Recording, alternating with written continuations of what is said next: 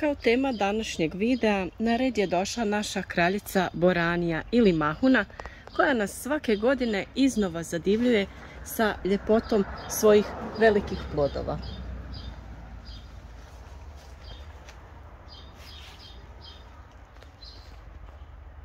Ona potiče iz toplih krajeva i ima povećane zahtjeve za toplotom, te je ne treba sijati vrlo rano, jer je osjetljiva na mraz i nakon njega brzo strada. Optimalna temperatura za njeno nicanje je oko 22 stepena, a formiranje generativnih organa, to jest cvjetova, odvija se na temperaturama od 22 do 25 stepeni. Iako je ona toploljubiva biljka, ipak ne voli previsoke temperature. Danas ćemo govoriti o uslovima koji su potrebni da se ispune kako bi boranija lijepo i kvalitetno cvjetavala i kako bi nam dala lijepe i obilne te krupne i kvalitetne plodove.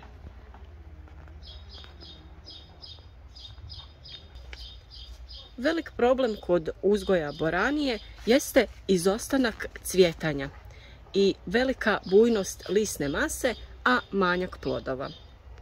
Postoje različiti čimbenici koji utječu na taj problem, pa ćemo i o tome danas govoriti. Prvi i najveći faktor u nestvaranju cvjetova na biljkama boranije jeste to što temperature često idu previsoko, iznad 30 pa čak iznad 35 stepeni, što odmah zaustavlja razvoj cvjetova i samim tim i stvaranje plodova.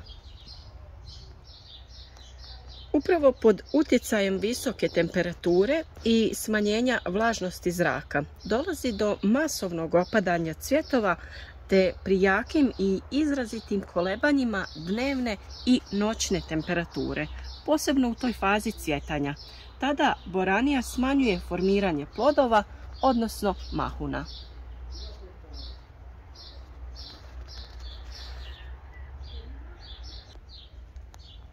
Da bi spriječili razvijanje visokih temperatura kod naših biljaka, vrlo je važno odraditi neku vrstu zaštite, to jest zasjene biljaka.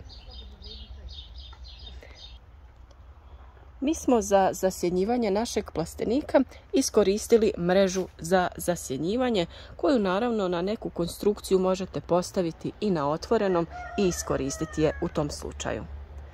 Također je vrlo dobro kod sijanja ovih visokih sorti to što su one dosta napredne, jako visoko rastu i same sebi prave svojevrsnu zaštitu sa bujnim listovima kako se ne bi zadržavala prevelika temperatura unutar krošnji biljaka. Kod niskih sorti to nije toliki problem jer su one dosta niske i pri dnu se ne zadržavaju tako visoke temperature. Ali ove visoke sorte su vrlo napredne i u ovom slučaju njihovo lišće i njihovu bujnost možemo iskoristiti u njihovu korist kako bi imali bujne cvjetove i smanjili temperaturu. Sljedeći faktor koji dosta utječe na obilnu vegetativnu masu, a manjak cvjetova, javlja se uslijed pretjeranog hranjenja biljaka azotnim hranjivima. Azot ili dušik jedan je od esencijalnih elemenata za rast i razvoj biljaka. Budući da je on osnovni pokretač svih ostalih elemenata, vrlo je bitno da ga biljke imaju u optimalnoj količini u svakoj vegetacionoj fazi. Azot je klasificiran kao prinosni hranjivi element jer pored oblikovanja i podržavanja zelene mase biljaka utječe i na količinu i kvalitet prinosa. Azot ulazi u sastav mnogih jedinjenja koja učestvuju u prenosu energije u ćelijama i na kraju u procesima fotosinteze. Također direktno utječe na rast i razvoj stabla i korijena biljaka, oblikovanje ove lisne površine, otpornost biljaka prema nepovoljnim uslovima, sredine i različitim oboljenjima, te utječe i na kvalitetu i naravno količinu plodova. Ali, ukoliko azota u zemljištu ima previše, biljka će jednostavno bujati i širiti se, to jest rasti, a to će nažalost biti štetno za cvjetove, pa na kraju i za plodove. Ono što je vrlo važno, kao i kod svake biljke, jeste onaj početak, to jest pravilna sadnja, razmak i pravilno malčiranje biljaka. Mi smo naše biljke sadili na razmak od 30 do 40 cm, što je također povoljno jer ona na taj način gusto raste i zasjenjuje cvjetove, te samim tim osiguravamo dobru berbu. Prilikom sjetve sasvim je dovoljno da iskoristimo 3, 4 do 5 sjemenki u jednu sadnu rupu i tako ćemo imati dovoljno stabljika za obilan urod. Ono što je također dobro kod uzgoja pod malčem, možete koristiti ovakve crne folije ili neki prirodni malč poput slame ili sjena. Ali ono najbitnije je da ispod malča možete postaviti crijevo za navodnjavanje kap po kap i biljkama osigurati neophodne količine vode, ali i hranjiva. Boranija ima umjerene zahtjeve za vlagom, ali jako dobro reaguje na zalijevanje u vrijeme cvjetanja i oblikovanja samih mahuna. Boranija najbolje uspijeva poslije korijenastog i lukovičastog povrća i važno je da se pridržavate plodoreda, da ju ne sijete iza iste vrste tek 3 godine kasnije. Naša boranija je sijana sredinom aprila i sada je već vrijeme za berbu određenog broja plodova. Vrlo je važno da redovno obilazite nasade i obavljate berbu, tako što ćete brati ove dozrele plodove, a naravno ove koji nisu još spremni ostavite do sljedećeg dana. A na taj način, redovnom berbom dozrelih plodova, osiguravate daljnji razvoj ovih mladih plodova, te potpomažete cvjetanje, kao što ovdje imate priliku vidjeti, i samim tim produžavate berbu. Kao i svaka druga biljka, i boranija ima određene štetnike, ali i bolesti.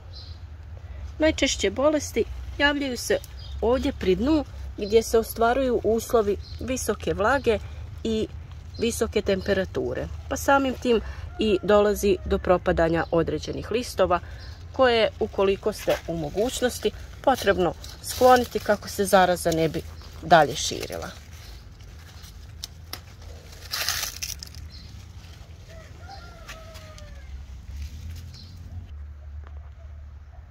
Najčešći štetnici koji se javljaju na boraniji jesu insekti koji napadaju listove, a također napadaju i plodove.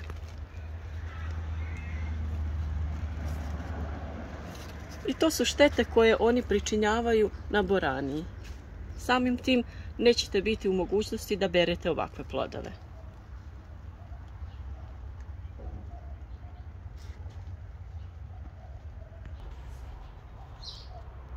A neki od tih štetnika su gusjenice ili skakavci.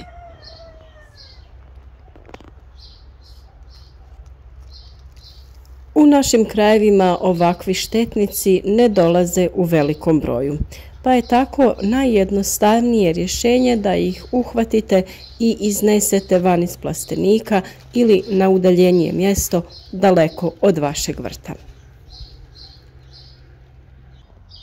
A naravno, u nekim slučajevima ovakvi insekti mogu biti i korisni tako što će oni da budu predatori i uništavaju neke insekte koji pričinjavaju veće štete i pojavljuju se u većem broju na našim biljkama. Boranija je biljka koja se može uzgajati cijelu sezonu. Tako i dok berete plodove na jednom nasadu, slobodno možete posijati je na neko drugo mjesto kako bi uskoro imali opet nove plodove i novu berbu.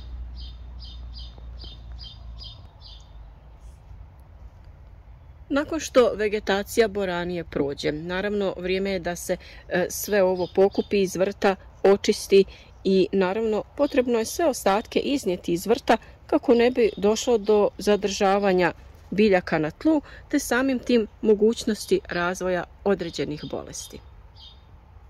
Vjerujem da vam je i ovaj video bio koristan ukoliko se susrećete sa sličnim problemima, a nadamo se da će ovi savjeti pomoći da i vaši plodovi boranije budu ovako lijepi i kvalitetni i da vaš urod bude obilan. Naravno, družite se s nama i u našim drugim video savjetima.